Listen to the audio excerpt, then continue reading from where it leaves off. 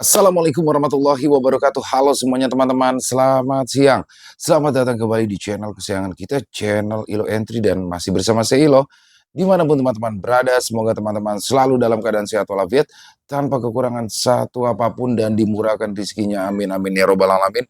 Doa terbaik ya untuk teman-teman semua. Dan pada kesempatan yang baik ini saya akan membawakan satu kisah dari Via Cornelia, dan dalam kisah ini akan menceritakan tentang salah satu ilmu dari suku Sasak. Waduh, suku Sasak ini dari mana sih? Jadi suku Sasak ini teman-teman berasal dari Lombok, Nusa Tenggara Barat. Waduh, jadi kalau bicara tentang Lombok langsung ingat Gunung Rinjani nih. Waduh, salah satu gunung terindah yang ada di Indonesia dan juga mendapat julukan Pulau Seribu Masjid. Waduh, ternyata juga di dalamnya ada budaya dan juga ada misteri-misteri yang sangat layak untuk dikupas ya teman-teman ya. Dan dalam kisah ini, bagaimana seorang perantau dari Jawa Timur yang bekerja di salah satu hotel yang ada di Lombok. Nah, dia di sana sampai berkeluarga nih teman-teman. Dari awal merintis sampai dengan berkeluarga, tapi tiba-tiba dia dipulangkan. Bukan pulang ya, tapi dipulangkan dengan diantar oleh istrinya ke Jawa Timur, tepatnya di kota Jember. Karena ada sesuatu di dalam dirinya yang berubah. Wow. Makin penasaran kan dengan kisahnya? Oke, tapi sebelum kita masuk ke dalam kisahnya, buat teman-teman yang mungkin belum subscribe channel Ilo Entry, bisa diklik dulu tombol subscribe. Jangan lupa lonceng notifikasinya juga dinyalakan agar teman-teman selalu mendapatkan notifikasi dari konten-konten yang akan kami upload selanjutnya. Dan untuk channel Ilo Entry kami upload setiap hari teman-teman ya, setiap siang jam 12 siang waktu Indonesia bagian Barat. Aduh, suara burungnya merdu ya teman-teman ya, kedengeran ya? Dan nggak pakai berlama-lama lagi, pasti udah nggak sabaran kan untuk masuk ke dalam kisahnya. Kita langsung saja dari halaman belakang rumah Bang Ilo, kita menuju ke Jawa Timur.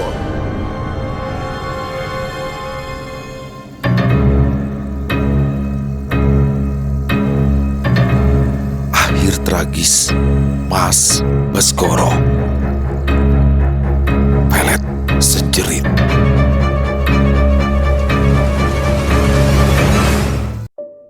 Semboro, Jember, Jawa Timur, sekitaran tahun 1990-an. Suasana pagi itu tampak sejuk. Burung-burung berkicau dari pematang sawah, beberapa orang lainnya tengah berlalu lalang untuk mencari rezeki. Anak-anak sekolah sudah memenuhi jalan untuk berangkat ke sekolah. Tepat di pinggir jalan, berdiri sebuah rumah yang cukup megah. Pelatarannya luas, rumahnya lebar, dan gerbang besi menjadi penutupnya. Rumah itu milik Baskoro, seorang laki-laki yang usianya sudah di atas kepala 3. Karena rumah itu sering ia tinggal pergi, akhirnya kedua orang tua Baskoro lah yang menempatinya agar rumahnya tetap terawat. Baskoro menikahi wanita asal Lombok, tempat di mana ia mengais rezeki. Akan tetapi, sudah beberapa bulan ini, Baskoro pulang diantar oleh istrinya. Menurut istrinya, katanya dia ingin tinggal di kampung bersama dengan kedua orang tuanya. Namun, Anjani, istri dari Baskoro, hanya beberapa hari saja mengantarkan sebab kedua anak mereka masih sekolah dan akan ujian. Anjani tak mau sampai kedua anaknya ketinggalan pelajaran. Pagi itu, Baskoro tengah berada di beranda rumah sambil duduk dan menatap ke arah luar. Sang ibu juga sudah ada di sana, membawakan kopi dan pisang goreng. Sementara ayahnya sudah jalan ke pasar untuk menjual ayam. Meskipun anaknya berkecukupan, bukan berarti ayah Baskoro tak bekerja. Ia tak mau menjadi beban untuk anak-anaknya. Selama masih bisa bekerja, maka ia akan terus bekerja. Nah, ini kopinya dipinum dulu. Kamu mau sarapan apa? Tanya Dasima ibunda Baskoro. Baskoro menoleh sekilas dan tersenyum. Dia kembali menoleh ke depan. Dasima hanya bisa terdiam. Ya, semenjak pulang ke rumah, anaknya berubah. Baskoro yang biasanya riang, suka bercanda, bahkan jika disuguhkan kopi dan pisang goreng, Dia bilang gak mau, maunya pisang dikukus. Desima hanya bisa menatap penuh tanya kepada putranya itu. "Nak, kok diem aja sih? Kamu ndak apa-apa kan?" tanya Desima lagi. Akan tetapi lagi dan lagi Baskoro hanya diam, tak menjawab ucapan Desima. Dia hanya tersenyum, sorot matanya kosong. Desima merasa ada yang tidak beres dengan putranya itu. "Oh ya, gimana? Baik bos, saya akan datang setelah ini," ujar Baskoro berkata sendirian. Pagi itu suasana sedikit aneh. Ayam-ayam milik suami Desima yang tadi dibawa ke pasar serentak berbunyi dan berontak ingin keluar dari kandangnya. Desima menoleh ke arah sumber suara dan segera menuju ke arah ayam-ayam tersebut. Desima merasa aneh. Ia memberikan pakan untuk ayam-ayam itu, akan tetapi justru semakin kencang mereka memberontak. "Ada apa ini? Kok tiba-tiba kayak gini ya?" batin Desima heran. Cukup lama Desima berusaha untuk menenangkan ayam-ayam itu. Ia tampak kebingungan. Setelah ayam-ayam tenang, Desima pun duduk dan menyeka keringat yang mulai bercucuran. Desima kemudian ingat dengan Baskoro yang tadi ngomong sendiri. Desima pun segera masuk. Tapi kini Baskoro tak ada lagi di sana. Kopinya tumpah dan pisang goreng yang ada di piring berserakan kemana-mana. "Ya Allah Baskoro, kamu kemana nak? Ini kenapa berantakan kayak gini sih?" tanya Desima sambil masuk ke dalam rumah.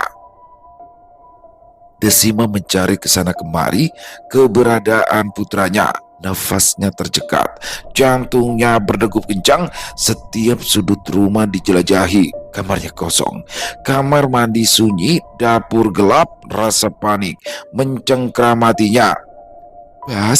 Baskoro, kamu kemana nak? Baskoro, teriak Desima. Suaranya bergetar memecah kesunyian pagi itu. Usianya yang senja memaksa tubuhnya bergerak lambat. Setiap langkah terasa berat, nafasnya sesak. Keringat dingin mulai membasahi jilbab hitamnya yang berantakan. Dengan susah payah, Desima membuka pintu gerbang yang cukup berat. Dia berlari ke jalan desa yang sepi, hanya beralaskan kerikil yang menusuk telapak kakinya. Desima menoleh ke kanan dan ke kiri dengan panik. Baskoro, Desima mempercepat langkahnya, berlari ke arah jalan raya yang jauh di sana. Rasa takut semakin menghantui. Ia tak mau jika sampai putranya melakukan hal yang nekat. "Bu Sima mau kemana?" sapa salah satu warga. Tatapannya heran melihat wanita berkebaya bunga-bunga dan jarik batik itu berlari terengah-engah di jalanan. Desima terengah-engah. Ia membenahi jilbabnya dan mengembuskan nafasnya secara perlahan. Desima menoleh ke arah itu, berharap wanita itu bisa memberikan petunjuk. "Lihat Baskoro enggak?" tanya Desima akhirnya. Wanita itu mengerjitkan dahi, menatap heran ke arah Desima. Baskoro sudah bukan anak kecil lagi, pikirnya. Mengapa Mbok Sima sampai panik seperti itu mencari-cari? "Oh, tadi aku lihat dia ke arah pertigaan di barat itu." "Kenapa sih Mbok? Emang ada masalah apa di rumah?" tanya wanita itu. Rasa penasaran memenuhi benaknya. Namun Desima tak menggubris pertanyaannya. Ia justru kembali berlari dengan langkah yang semakin cepat menuju arah yang ditunjukkan wanita itu. Rasa sakit tak lagi ia hiraukan saat kaki rentanya menginjak batu kerikil tajam. Darah mulai merembes dari luka-luka kecil di telapak kakinya. "Ya Allah, kenapa kamu malah kemana-mana sih Bas? Baru aja ibu tinggal sebentar," ujar Desima. Suaranya bergetar antara cemas dan marah. Di ujung pertigaan, tepat di pinggir jalan yang sepi, Baskoro terlihat duduk termenung tanpa alas kaki, meringkuk, memeluk lututnya sendiri. Tubuhnya menggigil hebat meski matahari pagi mulai menghangatkan bumi. Ya Allah, Bas, kamu itu ngapain di sini? Gimana kalau sampai ada orang yang lihat? Desimah menghampiri putranya dengan langkah tergesa. Ia meraih tangan Baskoro yang dingin dan mencoba menariknya. Namun, Baskoro tak menjawab panggilan ibunya. Tatapan matanya kosong, liar, menyapu sekeliling, kemudian senyum aneh tiba-tiba mereka di bibirnya, membuatnya terlihat seperti orang yang kehilangan akal. Ia mulai menggaruk-garuk kepalanya dengan kasar, seolah ada sesuatu yang membuatnya gatal dan tak nyaman. Plak! Desima memukul tangan Baskoro yang menggaruk-garuk kepalanya. Jangan kayak gini, nanti orang-orang kira kamu gila. Ayo pulang, omel Desima. Ia menarik tangan Baskoro, mencoba membawanya pulang. Namun, di luar dugaan, Baskoro justru bertingkah seperti anak kecil. Ia melompat-lompat riang, tertawa cekikikan tanpa alasan yang jelas sambil terus ditarik oleh Desima. Ada beberapa orang yang melihat dengan tatapan sinis. Mereka menggedikkan bahunya melihat keadaan Baskoro yang seperti orang gila itu. Ya, siapa yang tidak tahu Baskoro? Lelaki itu dan keluarganya adalah bahan perbincangan yang tak ada habisnya di desa itu. Setiap kali Baskoro datang, Desibah, suami dan anak-anaknya yang lain selalu heboh seolah menyambut kedatangan seorang raja. Namun, kini Baskoro justru menjadi aib yang memalukan bagi keluarga mereka. Baskoro adalah kebanggaan keluarga. Dia sukses di Lombok, menjabat sebagai manajer di sebuah hotel berbintang. Istrinya pun memiliki usaha kuliner yang cukup ramai dan menghasilkan banyak uang. Setiap kali Baskoro dan keluarganya pulang kampung, semua saudaranya datang berbondong-bondong, berusaha menjilat agar mendapatkan bagian lebih banyak. Dan memang benar, Baskoro selalu membagi-bagikan uang dan barang kepada keluarganya, membuat mereka semakin bergantung dan mengharapkan Baskoro jika sedang datang. Bahkan tak jarang, jika sedang kesusahan uang, mereka mengeluh pada Baskoro. Namun, kini situasinya telah berubah. Baskoro yang dulunya sukses dan kaya raya, kini justru seperti orang gila yang memalukan. Itu kenapa Baskoro kayak orang gila gitu ya? Ujar salah seorang yang melihat mereka. Nada bicaranya sinis dan merendahkan. Desimah mendengar bisik-bisikan itu, hatinya terasa perih dan juga malu. Ia semakin mempercepat langkah kakinya, mencoba menyembunyikan Baskoro dari tatapan warga desa. Setelah sampai di depan rumah, ia segera menutup gerbang rapat-rapat dan menarik Baskoro masuk ke dalam rumah. Kamu ini kenapa sih, Bas? Ibu malu ini. Mereka pikir kamu itu gila. Ya Allah, kok ya ada-ada aja. Lagian kenapa juga istrimu kok nggak datang-datang sih? Gerutu Desima kesal, namun ia sangat menyayangi Baskoro dan khawatir dengan keadaan Baskoro. Dia sebenarnya tak tega melihat anaknya seperti ini. Desima membawa Baskoro ke kamar mandi dengan telaten. Dia mencuci tangan dan kaki anaknya itu. Ayo, kamu duduk di sini dulu. Ibu mau masak. Kamu diam ya, jangan gerak-gerak. Ibu nggak mau lagi nyari-nyari kamu kalau keluar lagi ya. Baskoro menurut dan patuh. Ia kini duduk diam di kursi yang ada di dapur, memainkan jari jemarinya dengan tatapan kosong. Sementara itu, Desima segera menyelesaikan masaknya. Sambil memasak, ia sesekali menoleh ke arah Baskoro yang tertawa sendiri. Hatinya terasa perih melihat kondisi anaknya itu. Setelah selesai memasak, Desima duduk di sebelah Baskoro sambil membawa sepiring nasi dan lauk seadanya. Ia menatap lembut wajah Baskoro yang tampak seperti anak kecil dengan penuh kasih sayang. Desima memegang tangan anaknya yang terasa dingin. Bas, kamu itu kenapa sebenarnya?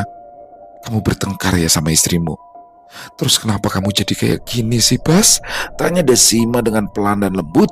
Dia berharap Baskoro bisa menceritakan apa yang sedang dialaminya, meskipun Desima tahu bahwa anaknya itu sudah tak lagi waras. Namun, naluri seorang ibu tetap membuatnya berharap ada keajaiban yang bisa menyembuhkan Baskoro. Baskoro yang sejak tadi menunduk pun mengangkat kepalanya pelan, lalu menoleh ke arah Dasima. Dia tak menjawab. Justru ia tersenyum getir sambil kembali menoleh ke arah depan. Dasima bingung. Ia tak tahu bagaimana cara berbicara dengan anaknya itu. Tiba-tiba suara pintu gerbang dibuka memecah. Dasima segera bangkit dari duduknya dan melihat siapa yang datang. Ternyata itu adalah Bahul, suaminya, masuk ke halaman rumah. Ayam-ayam yang biasanya dibawanya untuk dijual di pasar sudah tak ada. Wajahnya yang sudah dipenuhi kerutan tampak lelah. Desima membuka pintu samping untuk menyambut suaminya. Sementara itu, Baskoro masih duduk diam di dapur. Namun, ketika ia melihat piring yang berisi nasi dan lauk di atas meja, matanya tiba-tiba membulat. Senyuman lebar tersungging di bibirnya, seolah-olah ia baru saja menemukan lotre atau harta karun yang sangat berharga. Tanpa menunggu apa-apa, Baskoro langsung saja mencengkram piring berisi nasi dan lauk itu dengan kedua tangannya. Dia memasukkan makanan itu ke dalam mulutnya dengan rakus, bahkan sampai berjatuhan kemana-mana. Dalam sekejap, nasi dan lauk itu ludes tak tersisa, namun sisa-sisa makanan itu berceceran di atas lantai semen. Baskoro tertawa terbahak-bahak dengan suara menggelegar, membuat Dasima dan Bahul tersentak kaget. Desima yang sedang membantu Bahul menurunkan kurungan ayam dari sepeda langsung berlari masuk ke rumah. Dia takut terjadi hal yang buruk pada anaknya. Prang! Suara piring dibanting ke lantai, pecah berkeping-keping. Desima terperanjat, begitu juga Bahul. "Ya Allah, Baskoro, kenapa kamu kayak gini sih, nak?" seru Desima pilu mendekati Baskoro dengan hati-hati. Bahul yang masih lelah dan juga lapar melihat pemandangan itu, emosinya tersulut. Dia mendekati Baskoro, meraih sapu lidi yang tergeletak di pojok ruangan. Tanpa ampun, Bahul melampiaskan amarahnya dengan memukuli Baskoro menggunakan sapu lidi. Namun, bukannya meringis kesakitan, Baskoro justru tertawa semakin kencang. Tawanya menggema di seluruh ruangan, membuat bulu kuduknya meremang. Desima menjerit histeris, berlari, mendekat, dan menarik tangan Bahul, berusaha menghentikan tindakan yang brutal. "Kang, sudah toh Kang, jangan dipukuli. Ingat, dia itu anakmu sendiri, Kang," teriaknya. Air mata mulai membasahi pipinya. "Biar saja, kurang ajar, malah mecahin piring. Lihat-lihat, coba lihat. Dia itu nggak kesakitan, malah nertawain aku, Mak. Anak kurang ajar dia ini," bentak Bahul menatap ke arah Baskoro dengan wajah memerah dan mata melotot. "Sudah toh Kang, jangan dipukuli lagi. Kamu gak lihat anakmu kayak gitu, kasihan dia Kang. Anakmu itu gak sengaja, anakmu itu sakit loh Kang," seru Desima. Suaranya pilu, air matanya terus mengalir membasahi pipi. Dia berusaha untuk menenangkan suaminya yang sedang dikuasai amarah. Brak! Bahul melepaskan sapu lidi dari tangannya. Ia terduduk lemas di lantai, mengusap wajahnya dengan kasar. Bahul menatap tangannya yang baru saja memukuli Baskoro. Rasa bersalah dan penyesalan mulai menghantui. Karena kelelahan setelah bekerja seharian, dia sampai lupa diri dan tega memukuli anaknya sendiri yang sedang sakit. "Kenapa, Mak? Kenapa dia jadi begini? Istri Baskoro juga sepertinya sengaja mulangin Baskoro. Apa Apa yang sudah dia lakukan pada anak kita, Mak? Mak. Suara Bahul bergetar. Bahul curiga bahwa ada sesuatu yang tidak beres dengan istri Baskoro. Dia menduga bahwa istri Baskoro telah melakukan sesuatu yang jahat terhadap anaknya. Sementara itu, Baskoro naik ke atas kursi yang ada di ruang tamu. Ia sudah berpindah tempat. Baskoro melompat-lompat kegirangan sambil tertawa kencang. Namun tiba-tiba ia berhenti tertawa lalu menangis tersedut-sedut. Tingkah lakunya yang berubah-ubah itu membuat Bahul dan Dasima semakin hancur sebagai orang tua. Dasima meneteskan air mata. Dia tak tega melihat kondisi anaknya yang semakin memburuk. Dasima mengambil segelas air putih dan memberikannya pada suaminya. Minum dulu, Kang. Mandi dulu sana, biar setan yang pada ikut itu pergi. Kamu itu loh, sampai tega mukulin anak sendiri. Bahul meraih gelas tersebut dan meminumnya hingga habis. Dia lalu beranjak dari duduknya dan masuk ke dalam kamar mandi yang berada tepat di sebelah kanan. Sementara itu, Dasima membersihkan pecahan piring dan sisa-sisa makanan yang berserakan di lantai. Dia merasa seperti sedang membersihkan hatinya yang hancur melihat keadaan putranya yang di luar kendali itu. Sebenarnya, dia sudah menaruh curiga. Sejak Baskoro datang hanya berdua saja, lalu sang istri pamit pulang tanpa menginap dengan alasan anak-anaknya takut menangis sebab ditinggalkan. Alasan yang terdengar dibuat-buat dan tidak masuk akal. Jika dipikir-pikir, Baskoro bisa saja pulang sendiri jika dia dalam keadaan sehat. Lalu, kenapa istrinya bersikeras mengantarkannya? Itu artinya ada sesuatu yang tidak beres, ada rahasia yang disembunyikan oleh menantunya itu. Dasima berniat menuliskan surat untuk dikirimkan kepada menantunya itu. Dia hanya ingin tahu apa yang sebenarnya terjadi pada putranya, apa yang telah dilakukan oleh Anjani sehingga Baskoro menjadi seperti ini. Setelah selesai membereskan dapur yang berantakan, Dasima menghampiri Baskoro yang masih duduk termangu di kursi. Dia meraih tangan anaknya yang terasa dingin. Kamu itu jangan gini lagi, anak. Ibu itu tidak bisa urus kamu kalau gini. Ibumu ini sudah tua. Ibu juga sudah tidak kuat kayak dulu, ujar Dasima lirih. Ia mengusap kepala Baskoro dengan penuh kasih sayang, berharap sentuhan lembutnya itu bisa menenangkan anaknya yang baru saja mengamuk. Tiba-tiba saja Baskoro memeluk tubuh Dasima dengan erat dan menangis.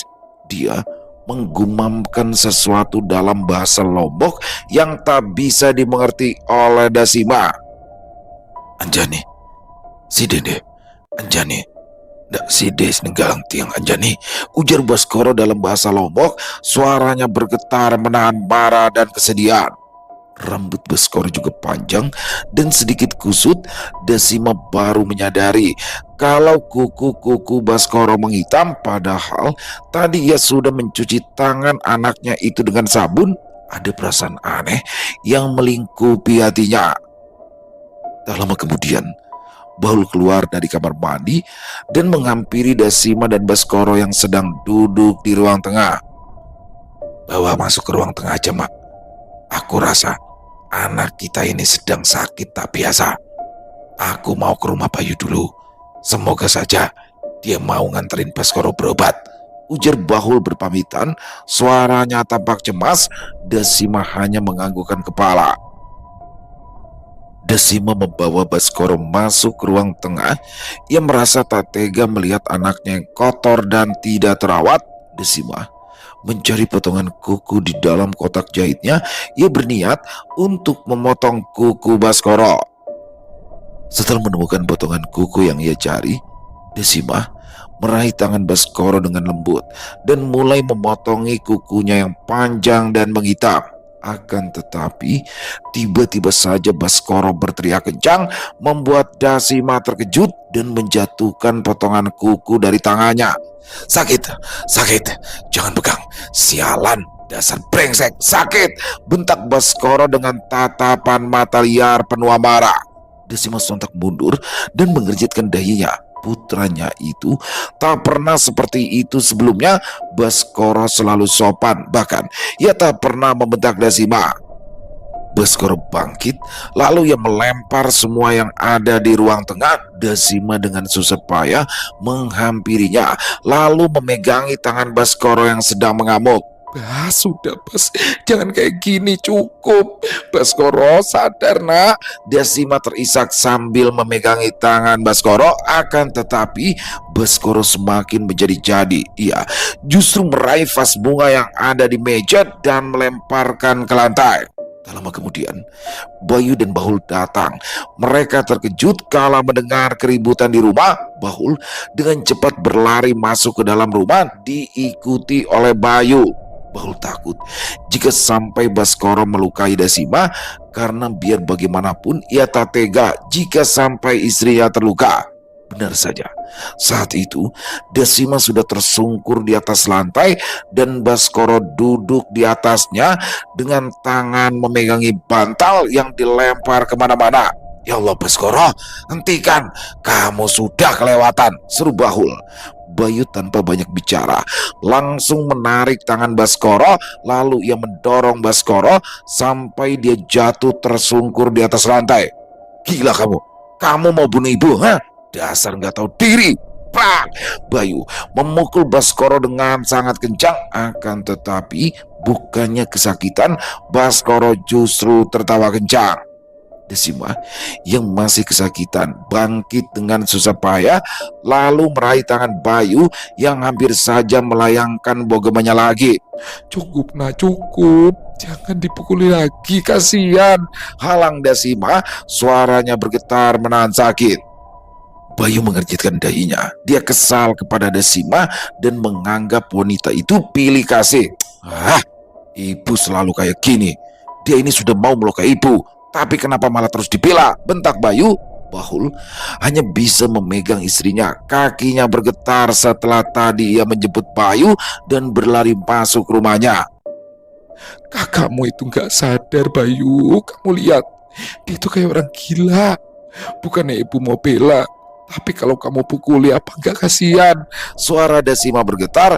Bayu menoleh, menatap ke arah sang kakak. Benar, saat ini Baskoro bukannya kesakitan, malah tertawa sendiri, senyum-senyum, sorot matanya seperti kosong.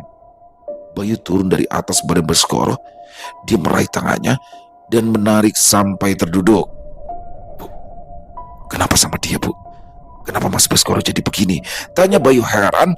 Ia menepuk pundak Baskoro penuh sesal. Lagi-lagi Baskoro hanya tersenyum. Ia memeluk lututnya, menggigit jari-jarinya, dan satu tangan menggaruk rambutnya yang tergatal. Desima menggelengkan kepalanya, sementara Bahul duduk di sofa sambil menyandarkan tubuhnya. Dia menatap ke langit-langit rumahnya. Kayaknya masmu itu sakit, nggak tahu kenapa. Lah terus istrinya nggak mau ngerawat. Bapak udah curiga pas mereka datang berdua. Alasan dia nganter aja, sebentar terus pulang lagi. Jauh Lombok sama Semboro ini yuk. Ayah juga sudah kirim surat, tapi ndak ada balasan. Bingung harus gimana lagi, jawab Bahul putus asa. Bayu menoleh ke arah Baskoro sambil menggelengkan kepalanya. Apa kita bawa ke psikiater aja Pak? Kayaknya Mas Baskoro mental keganggu deh. Kita nggak bisa kalau diem aja, jawab Bayu. Namun kedua orang tuanya yang awam itu mendengar kata psikiater langsung menggelengkan kepala tanda tak setuju. Jangan, masmu itu nggak gila yuk. Dia itu sepertinya terkena guna-guna atau apa. Kamu tahu kan, kalau di sana itu masih kental budayanya. Nanti kalau orang-orang tahu malah ngira masmu itu gila. Bapak nggak setuju, jawab Bahul dengan cepat. Bayu terdiam, sulit untuk menjelaskan pada orang tuanya. Ia duduk sambil meluruskan kakinya. Ya terus mau gimana Pak? Mau dibawa orang pinter? Zaman udah kayak gini kok masih aja percaya kayak gituan, jawab Bayu. Dia tak setuju jika masnya tak langsung diobati. Desima mengusap air matanya dengan jilbabnya, kemudian menoleh ke arah Bayu. Bukan begitu, Le. Ayah sama ibu itu yakin kalau masmu ini bukan sakit biasa. Apa salahnya kalau kita coba dulu bawa ke orang yang ngerti? Desima berkata dengan lemah lembut. Bayu hanya mampu menggelengkan kepalanya. Ia berpikir kalau kedua orang tuanya itu sangat kolot. Terserah aja deh, Bayu ngikut, yang penting Mas Baskoro sembuh. Tapi uangnya dari mana? Tanya Bayu lagi. Dia tahu kedua orang tuanya pasti tak punya uang. Bahul dan Desima saling bertukar pandang. Ya, benar ucapan Bayu. Sebab saat itu istri Baskoro hanya memberikan uang sedikit saja, dan uang itu pun sudah habis selama Baskoro tinggal di rumah mereka. Sudah, gampang itu. Nanti biar bapak jual ayam lagi. Bapak ndak tega lihat masmu kayak gini yo. Dulu waktu dia masih sehat, kamu itu kan juga sering dikasih uang. Jadi kita juga harus tahu diri, ujar Bahul. Bayu menganggukkan kepala. Ya, benar apa kata bapaknya. Bahkan saat istrinya terlilit hutang puluhan juta akibat main arisan, Baskoro lah yang menolong dia. Jadi kapan kita bawanya, Pak? Tanya Bayu sambil menoleh ke arah Baskoro yang masih tertawa sendiri, tangannya menunjuk ke arah tembok sambil bergumam.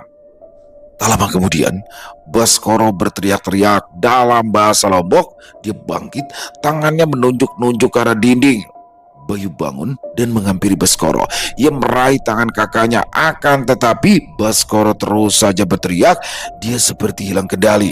Pak, Bu, kalau begini terus kapan sembuhnya? Ayo kita bawa ke dokter aja, ajak Bayu lagi. Akan tetapi ibunya menolak dan mengatakan bahwa Baskoro tidak gila. Bayu hanya bisa menggaruk-garuk kepalanya, pertanda ia kesal saat usulannya ditolak. Bayu memeluk Baskoro agar kakaknya itu tenang, meskipun terus saja berteriak-teriak dalam bahasa Lombok yang ia sendiri tak tahu apa artinya. Sore harinya, kondisi Baskoro mulai terlihat tenang. Meski Bayu yakin bahwa jika tidak dijaga dengan benar, kondisinya bisa berakibat fatal, dia tidak ingin sampai Baskoro berkeliaran dan membuat kegaduhan yang hanya akan mempermalukan keluarga mereka. Bu, lebih baik ibu ke rumahku aja, tidur di sana. Biar aku sama bapak yang jaga Mas Baskoro, usul Bayu. Ia lebih mengkhawatirkan kondisi ibunya. Namun Desima merasa tak tega meninggalkan anaknya meskipun sudah ada suami dan anak keduanya. Akan tetapi di sisi lain, dia juga sadar bahwa dirinya sudah terlalu tua untuk menjaga Baskoro yang kondisinya semakin tak menentu. Desima khawatir jika ia tak sanggup mengendalikan Baskoro dan justru membahayakan dirinya sendiri. Dengan berat hati, Desima pun menyetujui usulan Bayu. Dia segera keluar dari rumah sebelum waktu maghrib tiba. Saat itu, Bayu sudah selesai memandikan Baskoro dan menggantikan pakaiannya dengan pakaian yang bersih. Namun, tatapan mata Baskoro masih kosong. Maghrib pun tiba.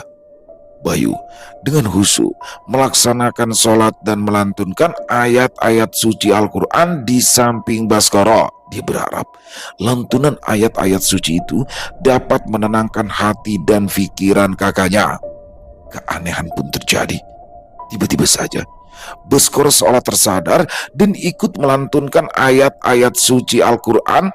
Bahkan dia hafal di luar kepala tanpa melihat Al-Quran. Bayu dan Bahul saling bertukar pandang, merasa heran dengan kejadian itu. Namun setelah selesai melantunkan ayat-ayat suci, Baskoro kembali berubah menjadi seperti orang yang kehilangan akal. Mas, kamu itu hanya pura-pura ya, Mas? Sebenarnya apa mau Mas? Cepat katakan, Mas.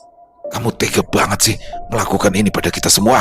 Desak Bayu menatap tajam ke arah Baskoro. Dia curiga bahwa kakaknya itu hanya berpura-pura sakit untuk mempermainkan mereka. Namun, bukannya menjawab pertanyaan Bayu, Baskoro justru berteriak histeris dan meminta tolong dengan nada ketakutan. Matanya melotot, menatap kosong ke arah dinding di hadapannya. Bayu merasa aneh. Ia mengikuti arah pandang kakaknya. Akan tetapi dia tidak melihat apapun di dinding itu. Hanya ada dinding kosong berwarna putih. Pergi, pergi sialan, pergi asu. Jangan ganggu aku. Jerit Baskoro histeris bersembunyi di belakang tubuh Bayu. Ia tampak sangat ketakutan, seolah ada sesuatu yang sedang mengancam dari arah dinding. Bulu kuduk Bayu meremang, merasakan hawa dingin yang tiba-tiba menyelimuti ruangan. Bayu dan Bahul hanya bisa menggelengkan kepala. Mereka tak tahu harus berbuat apa. Bahul bangkit dari duduknya, memegang pundak Baskoro mencoba menenangkan. Jangan takut, Bas. Di sini ada bapak sama adikmu. Kamu itu nggak sendirian. Istighfar, Bas. Ingat Allah. Apa yang sudah kamu lakukan sebenarnya, Bas? Apa jangan-jangan kamu terlibat pesugihan? Tanya Bahul dengan suara lembut, berusaha untuk tetap tenang. Namun, Baskoro tidak menjawab pertanyaan ayahnya. Ia justru berteriak lantang dan mencoba melepaskan diri dari pegangan Bahul. Baskoro kembali memaki-maki, berjalan mondar-mandir di ruang tamu sambil menunjuk ke arah sembarang tempat. Dia mengomel, memaki-maki menggunakan bahasa Sasak yang kasar dan tidak karuan. Bahul dan Bayu hanya bisa terdiam menyaksikan pemandangan menakutkan itu. Jangan-jangan Mas Baskoro sudah bersekutu sama setan, Pak. Kalau iya, pasti istrinya itu cari aman. Dia sengaja buang Mas Baskoro. Kita nggak boleh diem ya. Kita harus cari obat. Kalau bisa, biar Mas Baskoro lepas dan biarkan wanita itu yang menanggung semuanya. Saran Bayu yang tampak sangat geram. Bayu sangat yakin bahwa ada kekuatan jahat yang sedang mengendalikan Baskoro dan ia tidak akan membiarkan istrinya Baskoro lolos dari tanggung jawab. Bahul menganggukkan kepala. Setuju dengan ucapan Bayu. Dia semakin yakin bahwa mereka harus segera bertindak untuk menyelamatkan Baskoro dari pengaruh jahat yang sedang menjengkeramnya. Malam semakin larut. Suara jangkrik saling bersahutan. Udara malam itu di desa Semboro sangat dingin. Saat ini, Baskoro sengaja ditempatkan di dalam kamar yang hanya beralaskan kasur lantai saja. Tidak ada perabotan atau benda-benda lainnya di dalam kamar itu. Mereka takut jika Baskoro melakukan tindakan nekat yang membahayakan dirinya sendiri.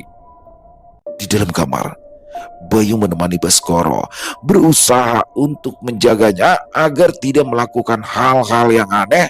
Akan tetapi, tepat di tengah malam, terdengar suara ketukan keras dan menggelegar membuat Bayu terbangun dari tidurnya.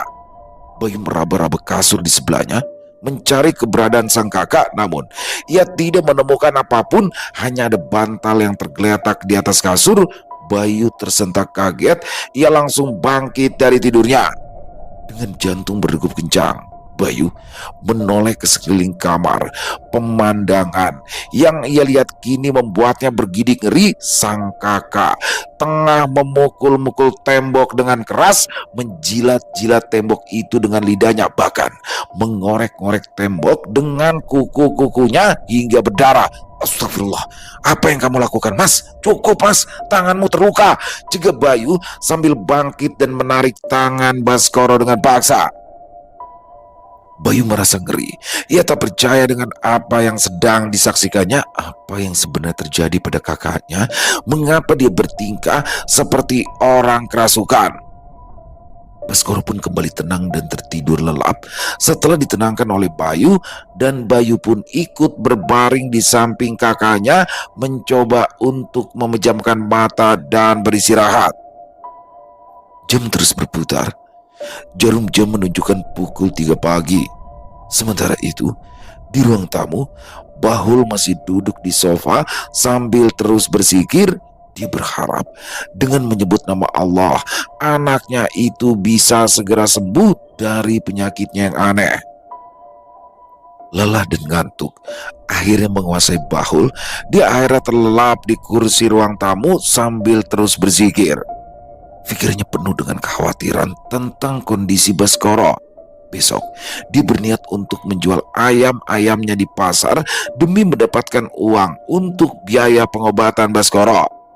Dia juga sudah menemukan orang pintar yang katanya ampuh dalam mengobati penyakit-penyakit aneh.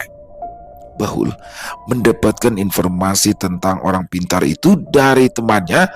Temannya itu bercerita bahwa istrinya sembuh dari penyakit kanker payudara setelah berobat ke orang tersebut. Padahal istrinya itu sudah divonis oleh dokter dan tak bisa sembuh lagi. Namun setelah dibawa ke sana, istrinya itu langsung sembuh total dan sehat hingga saat ini.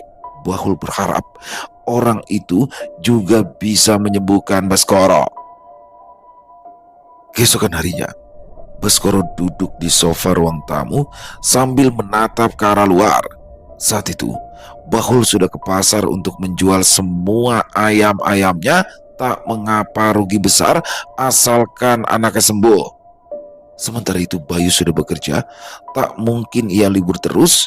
Beruntung, ia bekerja di pabrik yang bisa rolling shift. Bayu menukar jamnya dengan temannya dengan alasan kakaknya sakit. Ya, rumah mereka memang tak jauh dari pabrik gula dan kebetulan Bayu bekerja di sana. Sementara itu, Desima memasak di dapur. Dia sengaja sudah mengunci ruang tamu dan menyembunyikan kuncinya agar Baskoro tak bisa keluar. Akan tetapi, semua tak sesuai yang diharapkan.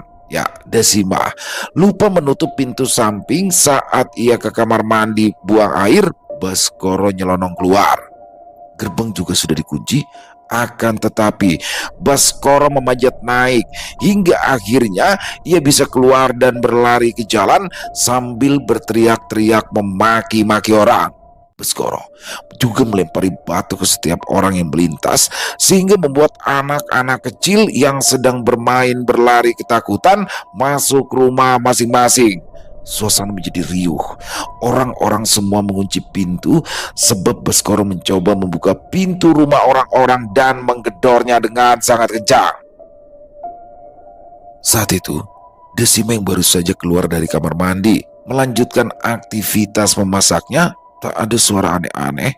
Dia berpikir mungkin saja saat ini Baskoro tengah duduk sambil melamun seperti biasanya. Dia memilih untuk kembali melanjutkan aktivitas masaknya. Ya, kemarin sore Desima sudah meminta tolong kepada Ayu, anak bungsunya, untuk menelpon Anjani, istri Baskoro, melalui wartel terdekat. Dia berjanji akan mengganti semua biaya telepon itu. Desima mendengar suara gaduh di luar. Orang-orang berteriak meminta tolong. Akan tetapi dia yang selalu tak mau tahu urusan orang lain dan tak mau ikut campur memilih untuk diam dan terus menyelesaikan pekerjaannya. Selesai juga. Kasihan Baskoro, pasti dia udah lapar. Aku kasih sarapan dulu aja. Desima masuk ruang tamu membawa sepiring nasi lengkap dengan lauknya. Akan tetapi betapa terkejutnya dia saat tak mendapati putranya itu. Desima melihat ke setiap kamar dan tak ada. Akhirnya Desima sadar mungkin saja saat ia ke kamar mandi tadi Baskoro menyelinap keluar. Desima pun segera keluar dan di luar rumah suasana sudah gaduh. Desima membuka gerbang. Ada seorang ibu-ibu yang seperti habis berlari dan dikejar sesuatu. Nah, ini dia, Bu. Itu loh, anaknya ngamuk. Orang-orang dilempari batu sama dia. Tadi ada yang kena kepalanya. Aduh, wanita itu. Kaki Desima terasa lemas. Jantungnya seperti akan lepas. Air matanya tak lagi bisa dibendung. Dengan langkah gontai, dia berusaha berlari mencari keberadaan Baskoro. Akan tetapi putranya itu sudah jauh. Saat itu Bahul baru datang dan Desima segera melaporkan. Mereka berdua mencari Baskoro, akan tetapi tak kunjung ditemukan. Pada akhirnya mereka pun meminta Ayu untuk menyusul Bayu ke pabrik dan mengabarkan bahwa Baskoro hilang. Mereka semua mencari Baskoro, yang ternyata Baskoro sedang dikejar-kejar oleh warga sebab ia sudah membuat anak kecil kepalanya bocor akibat dilempar dengan batu. Pak, itu Mas Baskoro, Ayo kita ke sana, seru Ayu.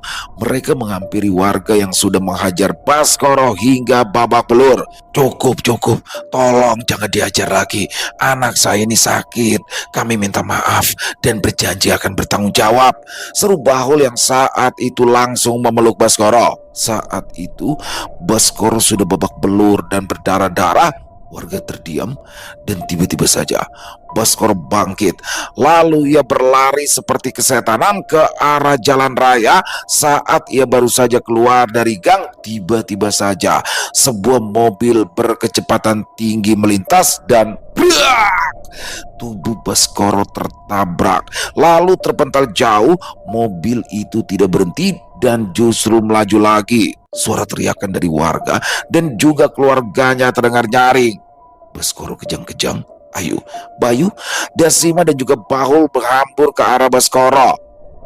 Tubuhnya kini sudah dipenuhi dengan darah. Matanya melotot. Dan beberapa saat kemudian Baskoro mengembuskan nafas terakhir.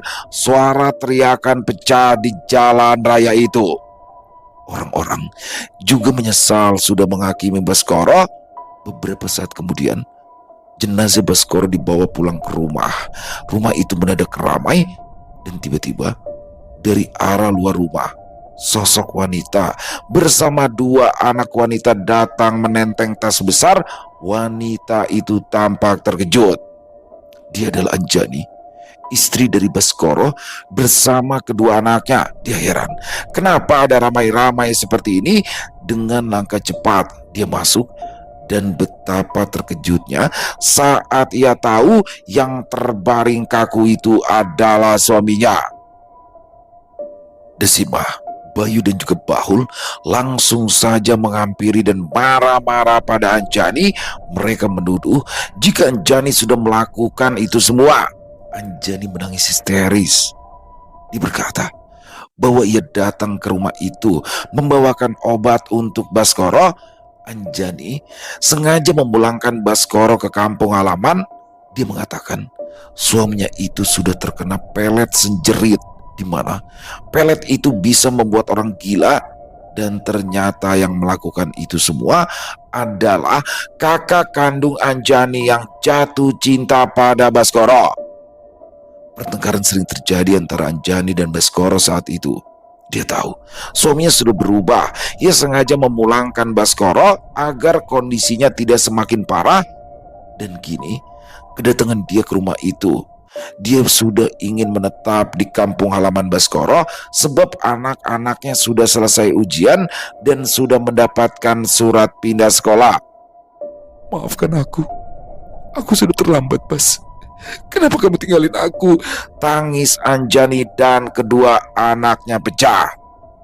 Semuanya sudah terlambat. Baskoro sudah meninggal dunia.